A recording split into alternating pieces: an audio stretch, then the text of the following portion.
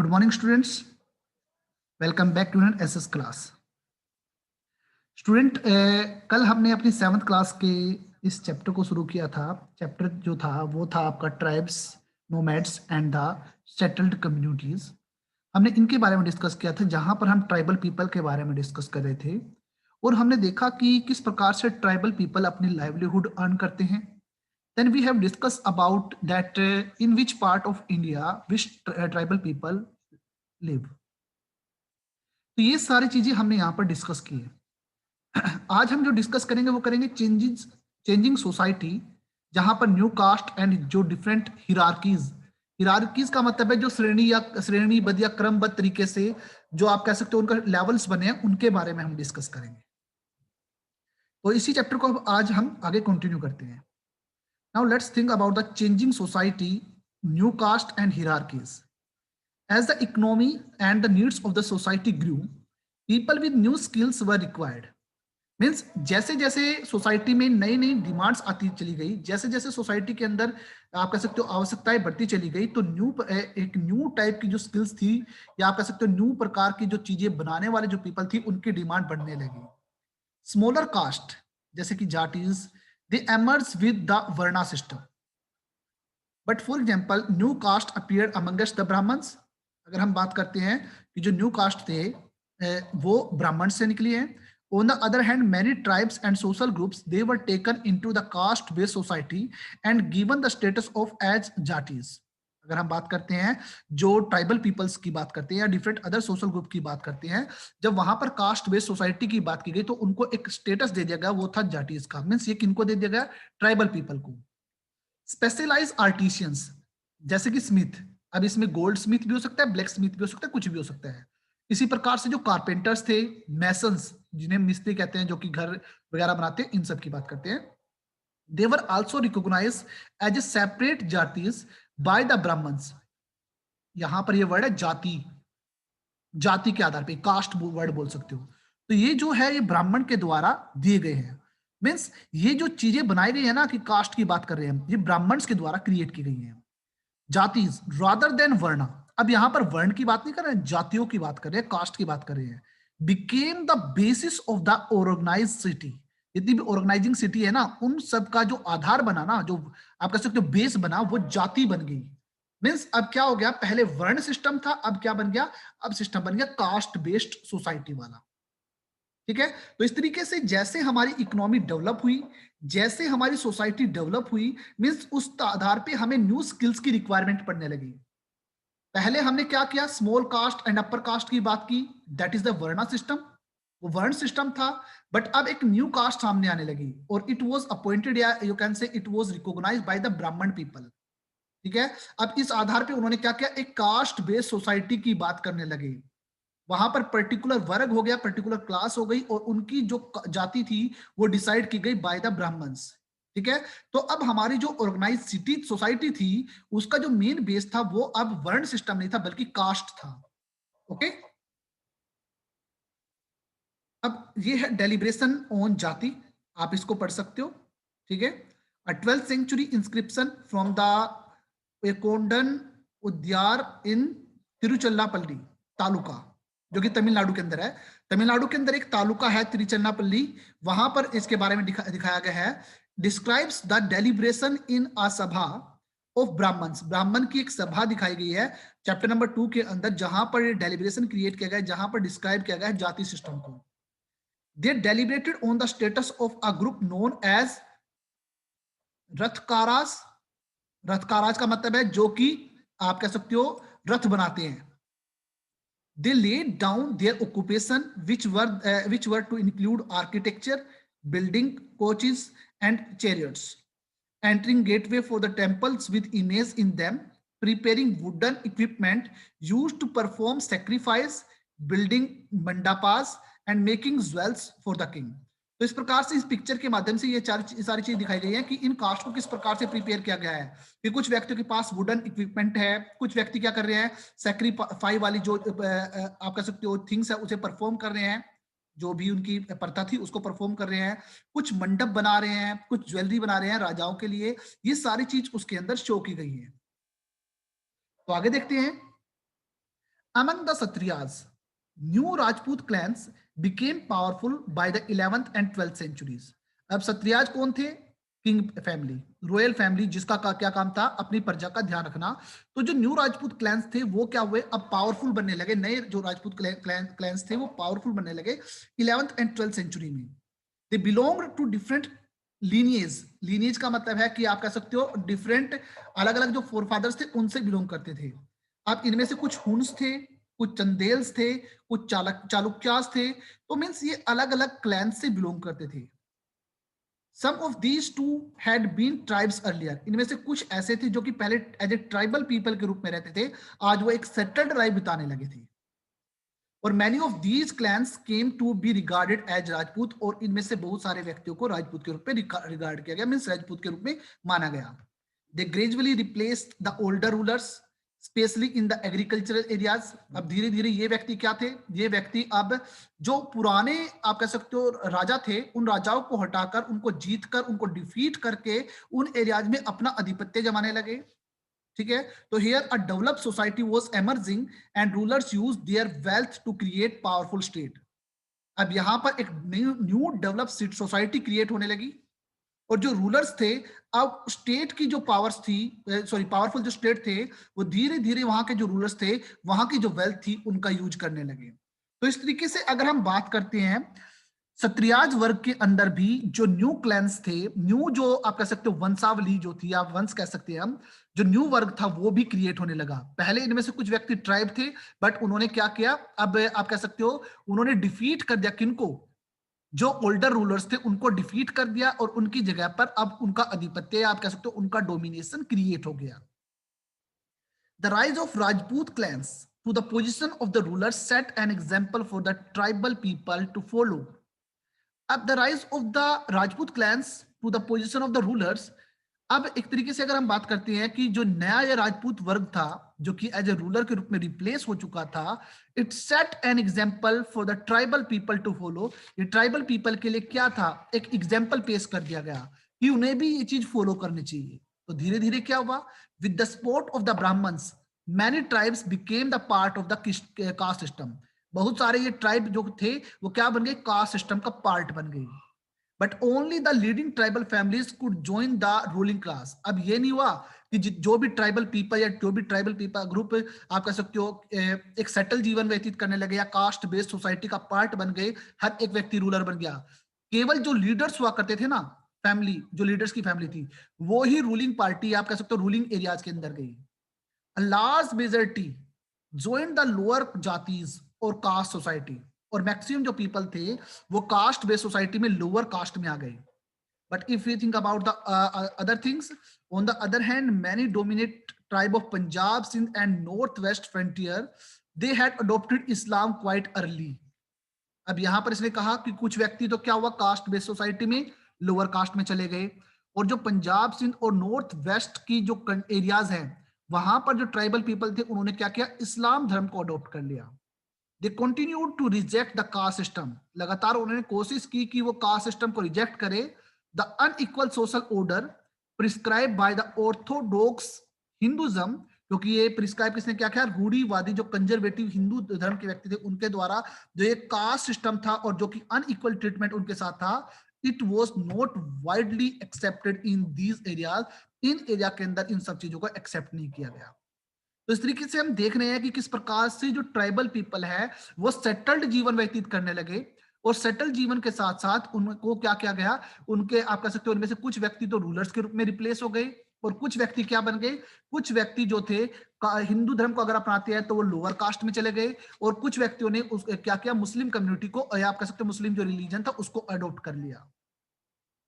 The emergence of the state is closely related to the social change amongst tribal people. The emergence of the state means नए जो state emerge हुए, ये totally आप कह सकते हो it is closely related to the social change. इसकी वजह से ही उन ट्राइबल पीपल के अंदर सोशल चेंज आया।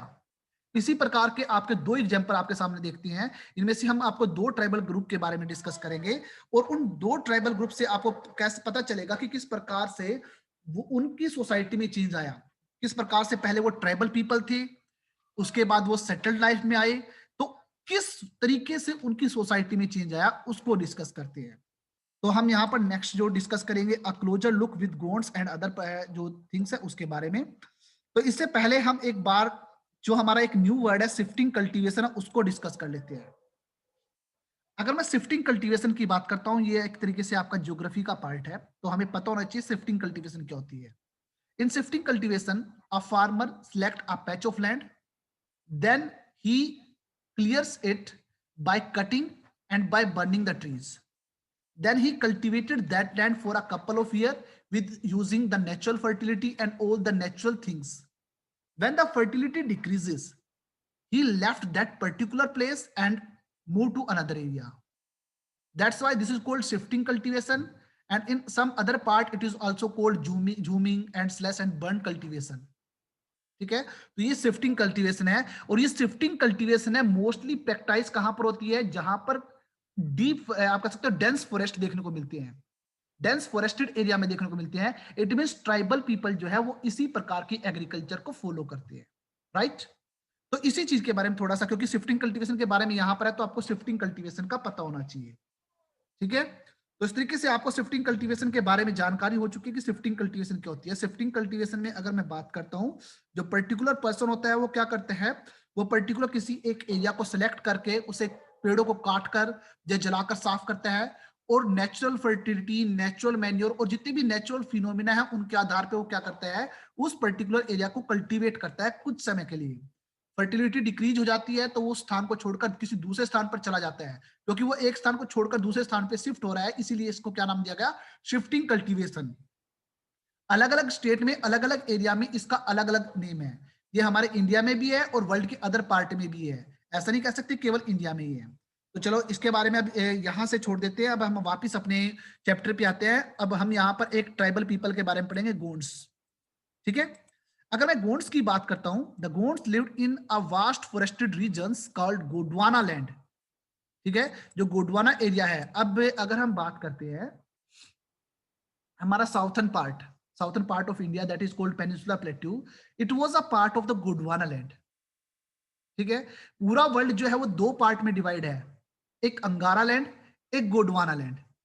जो साउथर्न पार्ट है वो तो आपका गोंडवाना लैंड है, जिसमें हमारा, अगर मैं साउथर्न पार्ट की बात करता हूं तो हायर क्लासेस में आपको पढ़ने को मिलेगा कि जो हमारा इंडिया है, अफ्रीका है, ठीक है, ऑस्ट्रेलिया है, ये सारे के सारे जो पार्ट थे वो एक जगह पर, और साउथ अमेरिका है, ये सारे के सारे पार्ट एक जगह पर जुड़े थे। ये साउथर्न पार्ट था, और जो अपर पार्ट था उसमें एशिया का पार्ट था, जिसमें आप कह सकते हो चाइना वगैरह एरिया था, यूरोप का पार्ट था, और नॉर्थ अमेरिका था। ये हमारा नॉर्थर्न पार्ट था, ये अंगारा लैंड था। तो इस तरीके से पूरा लैंड मास अगर मैं बात करता हूँ, एक टाइम में बहुत बड़ा एक लैंड मास था जिसे पेंजिया का नाम दिया जाता था। नॉर्थर्न पार्ट अंगारा लैंड था, साउथर्न पार्ट आपका गोंडवाना लैंड था। तो we belong to the Gondwana land, और हमारे इस गोंडवाना लैंड का जो सबसे स्टेबल पार्ट है वो आपका साउथर्न पार्ट ऑफ इंडिया है, ठीक है। तो हम उसकी बात करते हैं। तो हमने क्या कहा है कि जो गोंड्स थे वो कहां पर रहते, गोंडवाना जो एरिया था वहां पर रहते थे। नॉर्मली उनका जो काम होता था वो क्या करते थे, शिफ्टिंग कल्टीवेशन को फॉलो करते थे, means they practice shifting cultivation. The large Gond tribe was further divided into many smaller clan. अब बहुत बड़ा आप कह सकते हो गोंड ट्राइब था, छोटे छोटे जो स्मॉलर जो क्लैंस थे उनमें डिवाइड था। Each clan had its own raja and rai, हर एक क्लैन का अपना खुद का राजा होता था। About the time that the power of the Delhi Sultan it was declined, a few large Gond kingdoms were beginning to dominate the smaller Gond chief. अब उसने क्या कहा कि दिल्ली सल्तनत के टाइम पीरियड के दौरान में, अगर नॉर्मली हम बात करते हैं about the time that the power of the Delhi सुल्तान, जब दिल्ली सुल्तान के टाइम पीरियड था, और वो भी उस टाइम पीरियड की बात करें जिस वक्त दिल्ली सुल्तान कमजोर होते चले गए थे, हम उस समय की बात कर रहे हैं। बहुत सारे जो गोंड किंगडम्स थे, जो कि आप पावरफुल गोंड किंगडम्स थे, उन्होंने क्या किया, छोटे छोटे जो चीफ थे उन्होंने क्या किया, अपने आप को इंडिपेंडेंट घोषित कर दिया, ठीक है। तो उस वक्त की हम बात कर रहे हैं, तो ये उस वक्त की बात चल रही है। The Akbarnama, a history of Akbar rain, जो कि अकबर के शासनकाल के बारे में बताती है। It mentions the Gond kingdom of the Garha Katanga that had 70,000 villages, जिसके अंदर बताया गया कि 70,000 जो विलेजेस थे वो गोंड साम्राज्य के थे, ठीक है। अकबरनामा के दौरान में, अकबर के टाइम पीरियड के दौरान में इस चीज में डिस्कस किया गया कि जो ट्राइबल पीपल थे, जो कि आप कह सकते हो एक डोमिनेटिंग रूलर्स के रूप में आ गए थे, जिन चीफ ने अपने आप को इंडिपेंडेंट कर लिया था, हम उनकी बात कर रहे हैं। तो अकबरनामा में ऐसे 70,000 गांव के बारे में डिस्कस किया गया है जो कि गोंड साम्राज्य के अंडर आते थे। ठीक है। तो गोंड की अगर मैं बात करता हूं तो गोंडवाना एरिया में रहते हैं, शिफ्टिंग कल्टीवेशन इनका मेन ऑक्यूपेशन रहा है। और जिस वक्त दिल्ली सल्तनत जो थी वो डिक्लाइन होती चली गई, तो उस वक्त बहुत सारे जो गोंड किंगडम्स थे वो हमारे सामने आए। अकबरनामा के अंदर 70,000 जो विलेजेस हैं उनके बारे में वर्णन मिलते हैं। ओके। नाउ एडमिनिस्ट्रेटिव सिस्टम की अगर मैं बात करता हूं तो ये एडमिनिस्ट्रेटिव सिस्टम जो था वो सेंट्रलाइज था। सेंट्रलाइज का मतलब है कि पावर जो थी वो मेन जो पावर थी वो हेड के पास थी। जो भी हेड था मेन पावर उसके पास है। बट एक बात कह सकते हैं कि उसने अपने काम को बांट रखा था, जो अलग अलग व्यक्ति उन काम को करते थे। बट फाइनल डिसीजन लेने की पावर जो थी वो सेंट्रलाइज थी। The kingdom was divided into garhas. जो पूरा किंगडम था वो ग्रहा के रूप में डिवाइड था। Each garh was controlled by a particular Gond clan. और एक ग्रह जो था उसके ऊपर एक गोंड जो आप कह सकते परिवार है उसका अधिकार होता था। उसको आगे 84 विलेजेस के अंदर, मीन जिसे हम 84 का नाम दिया गया है। ठीक है। इस पहले गोंड साम्राज्य उसे डिवाइड किया गया ग्रह के अंदर, और उस ग्रह को 84 विलेजेस में डिवाइड किया जिसे हम 84 का नाम देते हैं। ठीक है। अगर मैं 84 की बात करता हूं, इट वॉज सब डिवाइडेड इनटू द बरहोत्स। अब आगे उसको बरहोत्स में डिवाइड किया गया है, और एक बरहोत का मतलब है 12 विलेजेस, 12 विलेजेस। ठीक है। तो अगर मैं बात करता हूं, जैसे आपको मैं प्रेजेंट डे से एग्जांपल देता हूं, प्रेजेंट डे के एग्जांपल से, हमारा इंडिया है। इंडिया को 28 स्टेट्स में डिवाइड किया गया है, और 28 स्टेट में से एक स्टेट हमारा हरियाणा भी है, और उस हरियाणा को 12 डिस्ट्रिक्ट में, सॉरी 22 डिस्ट्रिक्ट में डिवाइड किया गया है। तो यही चीज है कि मेन तो सेंट्रल पावर हो गई, उस सेंट्रल पावर को ग्रह में डिवाइड कर दिया गया। ठीक है। एक ग्रह का मतलब है 84 विलेजेस, और 84 विलेजेस को भी आप कह सकते हो 6 पार्ट में डिवाइड कर दिया गया, और एक पार्ट में क्या हुआ, 12 विलेजेस थे। ठीक है। 12, अगर हम, सॉरी 7 पार्ट हो गए, 12 7 जब 84 होते हैं ना, तो इस तरीके से 12 पार्ट, सॉरी 7 पार्ट्स में डिवाइड कर दिया। तो इस तरीके से पूरे एडमिनिस्ट्रेटिव सिस्टम को डिवाइड किया गया था। ठीक है। आगे देखते हैं, the emergence of the large state change the nature of the Gond society. अब बहुत बड़ा स्टेट था, आप कह सकते हो बहुत बड़ा साम्राज्य था, तो गोंड सोसाइटी में चेंजेस आने लगे। Basically their equal society gradually got divided into unequal social classes. अब पहले क्या होता था, ट्राइबल पीपल में हर एक व्यक्ति इक्वल माना जाता था। अब अनइक्वलिटी आप कह सकते हो इनइक्वालिटी जो थी वो देखने को मिली। Brahmans received land grants from Gond raja and they became more influential. अब जो ब्राह्मण थे उन्हें राजाओं से, उन्हें रूलर से क्या मिलता था, ग्रांट्स आप कह सकते हो, उनको पैसा, जमीन, वेल्थ मिलती थी। धीरे धीरे वो पावरफुल होने लगे, उनका प्रभाव बढ़ने लगा। The Gond chief now wish to be recognize as Rajput. अब ये जो गोंड पीपल थे वो राजपूत के रूप में सामने आने लगे, मीन्स वो चाहते थे कि भी एज ए राजपूत उनका भी सम्मान हो। So Aman Das the Gond raja of the Garha Katanga, he assume the title of the Sangram Shah. इसलिए उसने संग्राम साहा का टाइटल अचीव कर लिया। आपसे ये 1 मार्क्स क्वेश्चन आ सकता है कि किसको संग्राम साहा का नाम मिला था, तो अमन दास ने, जो कि एक गोंड राजा था, उसने अपने आप को इस, आप कह सकते हो, इस चीज को एक्सेप्ट किया था। उसका जो बेटा था Dalpat, he married princess Durgavati, जो कौन थी, द डॉटर ऑफ द सालभान, जो कि एक चंदेल राजपूत राजा था महबूबा का, उसके साथ। तो इस तरीके से आप देख लीजिए कि गोंड साम्राज्य में किस प्रकार से परिवर्तन आने लगा। दलपत डाइड अर्ली, जल्दी ही दलपत सिंह मारे गए। तो Rani Durgavati, she was very capable and she started ruling on the behalf of her 5-year old son Vir Narayan. Dalpat Singh तो जो थे वो तो जल्दी ही एक्सपायर हो गए। तो रानी जो दुर्गावती थी, she was a very capable lady, means आप कह सकते हो बहुत अच्छी लेडी थी। तो इसलिए अपने 5 वर्ष के बच्चे के बिहाफ पर उसने क्या किया, एज ए संरक्षक के रूप में, गार्जियन जिसे हम कहते हैं, गार्डियंस जो बोलते हैं, उसके रूप में उसने क्या किया, उसने शासन करना शुरू कर दिया। उसके शासन काल के दौरान में the kingdom became even more extensive. इसका मतलब है कि किंगडम जो था वो बहुत ज्यादा डेवलप होने लगा। In 1565 the Mughal force under Asaf Khan attack the Garha कटांगा।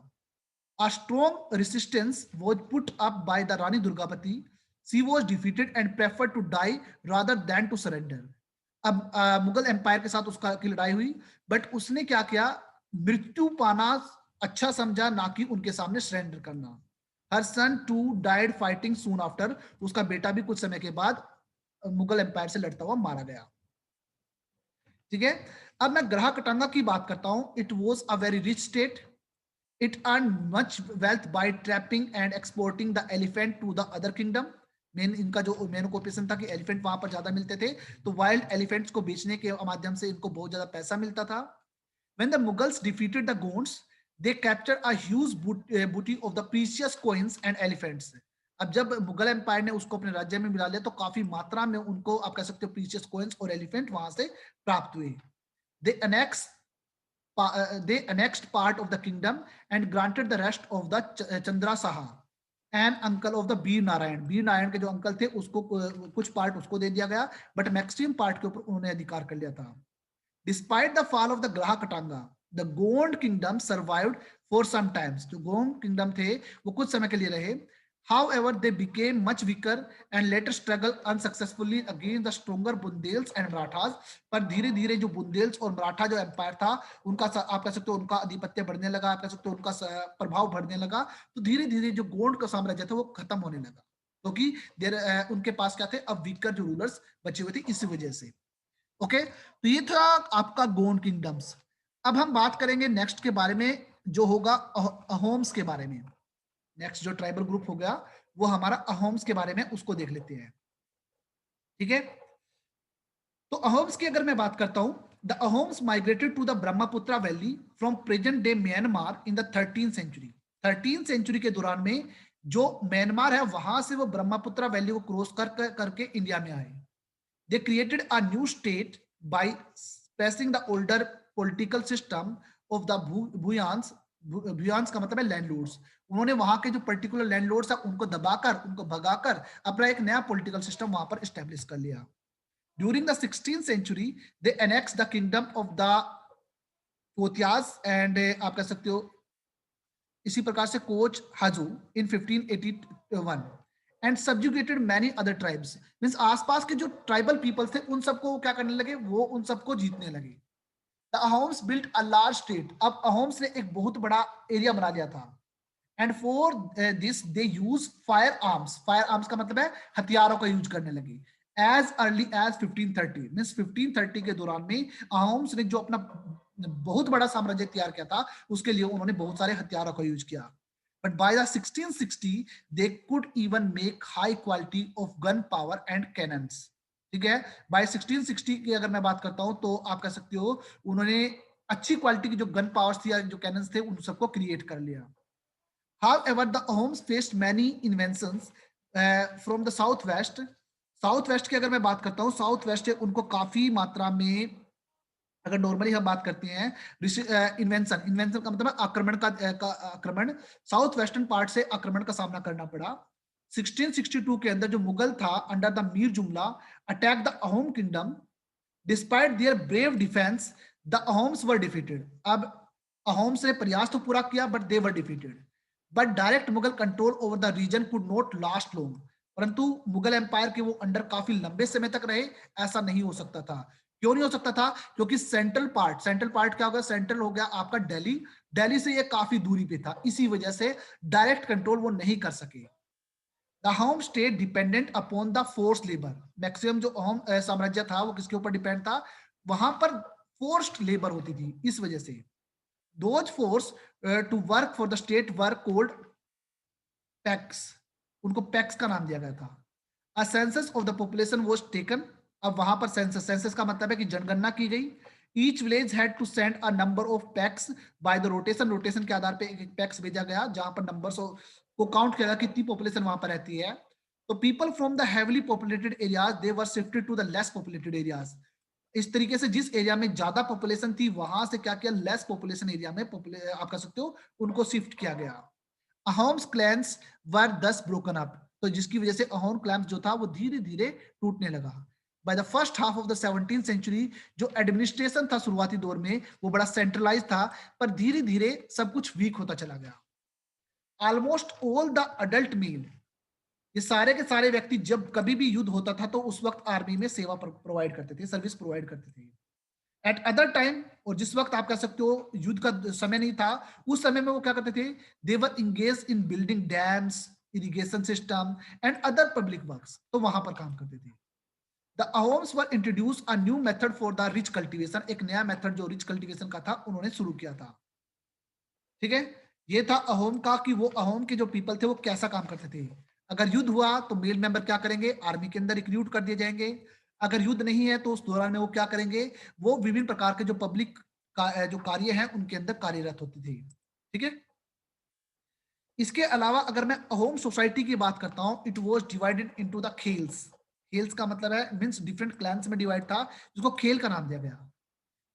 There were very few caste of the artisan also, artisan की भी एक क्लास थी। So the artisan in the Ahoms work came from the adjoining kingdoms, अब जो आर्टिशियन थे वो आसपास के राज्यों से आए थे। A khel often controlled by the several villages, अब एक खेल का मतलब क्या है, उसमें काफी विलेजेस आते हैं और वो सारे के सारे उस अंडर एक खेल के थे। The peasants was given the land by the village communities, जो पीजेंट्स थे उनके पास जमीनें थी जो कि विलेज कम्युनिटी के आधार पे उनको प्रोवाइड की गई थी। Even the king could not take it away without the community consent, यहाँ तक कि राजा भी कम्युनिटी कंसेंट के बगैर, कंसेंट का मतलब है कि उनकी मर्जी के बगैर, कम्युनिटी की कंसेंट के बगैर राजा भी उनसे जमीनें नहीं छीन सकता था। ये वहां की सोसाइटी डिवाइड थी। ठीक है, ओरिजिनली अगर मैं बात करता हूं, Ahoms worship their own tribe gods, जो उनके ट्राइबल गोड्स थे उनको वर्शिप किया करते थे। अब इनमें से कुछ व्यक्ति ऐसे थे जो कि मूर्ति पूजा के आधार पर विश्वास रखते थे, कुछ ऐसे थे नहीं करते थे। मीन जो उनके मैक्सिमम ये क्या करते थे, नेचुरल जो फोर्स थी ना, जो नेचुरल फोर्स थी उनकी ही पूजा पाठ किया करते थे नॉर्मली अगर हम बात करते हैं। During the first half of the 17th century, जो ब्राह्मण्स पीपल थे उनका जो प्रभाव था वो धीरे धीरे अहोम्स सोसाइटी में पड़ने लगा। Temples and Brahmins, they were granted land by the king, अब टेम्पल्स और ब्राह्मण जो थे, ठीक है, अगर हम बात करते हैं, temples and Brahmins were granted land by the kings, kings के द्वारा प्रोवाइड किए गए। In the reign of the Shiv Singh, अब हम शिव सिंह के शासनकाल के बारे में बात करते हैं, जो कि उस शासनकाल में 1714 से लेकर 1744 तक रहा। ठीक है, उस टाइम पीरियड के दौरान में जो ब्राह्मण पीपल थे उनका आधिपत्य या आप कह सकते हो उनका प्रभाव धीरे धीरे बढ़ने लगा। But the homes Kings did not completely give up their tradition belief after adopting the Hinduism, Hindu धर्म को अडॉप्ट करने के बाद भी उन्होंने अपने ट्रेडिशन को नहीं छोड़ा, कुछ व्यक्तियों ने ट्रेडिशन को फॉलो फिर भी किया। ठीक है, Ahom society was very sophisticated, बड़ी आप कह सकते हो कॉम्प्लेक्स थी। Poets and scholars, they were given lands grant, अब जितने पोइट्स और स्कॉलर्स हुआ करते थे राजाओं के द्वारा उनको आप कह सकते हो डिफरेंट टाइप की जो लैंड्स थी एज ए ग्रांट के रूप में प्रोवाइड होती थी। थिएटर्स वॉज इनक्रेज, थिएटर सिस्टम भी था जहां पर जो पीपल थे वो आप कह सकते हो एंटरटेनमेंट का साधन बना। इंपॉर्टेंट जो वर्क थे संस्कृत के, it was translated into the local language also, ताकि लोकल लैंग्वेज के जो पीपल हैं जो जिनको लोकल लैंग्वेज आती है वो इन संस्कृत के बड़े बड़े जो ग्रंथ है उनको के बारे में उनको जानकारी मिल सके। और जो हिस्टोरिकल वर्क था known as the buranjis, they were also written first in the Ahom language then in the Assamese language, पहले वो अहोम लैंग्वेज में थी, बाद में असमीली जो असमीज थी आपका असम जो लैंग्वेज थी उसमें लिखा गया। तो इस तरीके से ये अहोम साम्राज्य था जो कि आसाम के एरिया में रहता था। आप ये देख सकते हो कि ये एरिया जो था अहोम राज्य रहा है। ठीक है, now we are at the end of the chapter, तो थोड़ा सा चैप्टर के एंड की बात कर लेते हैं। Considerable social change took place in the subcontinent during the period we have been examining, means जिस टाइम पीरियड के बारे में हमने देखा, हमारे सब कॉन्टिनेंट में धीरे धीरे कोई ना कोई सोशल चेंज हमें देखने को मिला। Varna based society and tribal people constantly interact with each other, लगातार इंटरेक्ट करते रहे। This interaction cause both kind of the societies to adapt and changes, अब इसका बेनिफिट क्या हुआ, दोनों प्रकार की society means varna system society भी और जो ट्राइबल पीपल है उन दोनों से वो सोसाइटी भी, दोनों का आपस में इंटरेक्शन हुआ, दोनों ने चेंज को एक्सेप्ट किया और अपने आप को अडेप्ट किया सर्कमस्टांसिस के आधार पे। There were many different tribes and they took up diverse livelihoods, इसके अलावा हमने गोड्स और होम्स के बारे में तो डीपली पढ़ा, बट इसके अलावा भी हमारी इंडियन सब कॉन्टिनेंट में विभिन्न प्रकार के ट्राइबल पीपल थे जो अलग अलग मेथड से अपनी लाइवलीहुड अर्न करते थे। Over a period of time many of them migrated with the caste based society. समय के साथ साथ कुछ व्यक्ति कास्ट बेस्ड सोसाइटी में ज्वाइन कर लिया और कुछ व्यक्तियों ने इसको रिजेक्ट किया कि कास्ट बेस्ड सोसाइटी जो है वो गलत है, क्योंकि उसमें इनइक्वल मैनर से आप कह सकते हो ट्रेडिशंस होती है। तो कुछ व्यक्तियों ने हिंदू ऑर्थोडॉक्स प्लस जो कास्ट बेस्ड सोसाइटी था इसका रिजेक्ट भी किया, बट कुछ ने एक्सेप्ट भी किया। Some tribes established the extensive state with well organized system of the administration। कुछ जो ट्राइब पीपल थे एक बहुत बड़े साम्राज्य का निर्माण किया जहां पर एक एफिशिएंट एडमिनिस्ट्रेटिव सिस्टम मेंटेन किया। And they became also political powerful, politically manner से वो पावरफुल भी बने। This brought them into the conflict with larger and more complex kingdom and empire, जिसकी वजह से कुछ जो ट्राइबल पीपल थे उनको बड़े बड़े जो किंगडम्स और एम्पायर्स है उनके साथ युद्ध भी करने पड़े। इसी प्रकार का एक जो मंगोल्स का आप अटैक है उसके बारे में आप देख सकते हो, तो ये आपको खुद पढ़ना है। ठीक है, तो आज का ये चैप्टर इतना ही था। Chapter is over. ठीक है, आई थिंक सो ये आपको पूरा चैप्टर क्लियर हो चुका होगा। So I will see you in the next video with a new lecture and with a new chapter. Okay, thank you, have a nice day.